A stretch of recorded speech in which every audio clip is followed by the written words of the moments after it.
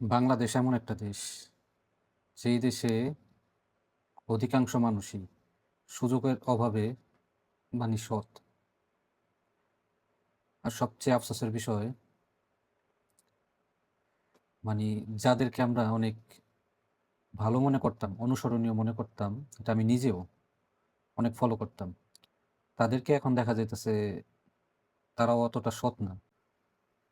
তো সবচেয়ে খারাপ লাগছে এই বিষয়টা যখন ২৪ হইছে আমরা সবাই পুরো জাতিকেই একটা বোকা বানানো হইছে। আমরা সবাই মোটামুটি কম বেশি সবাই বোকা হইছি। আর আমি সবচেয়ে বেশি উপলব্ধি করতে পারছি আমাদের আলেমরা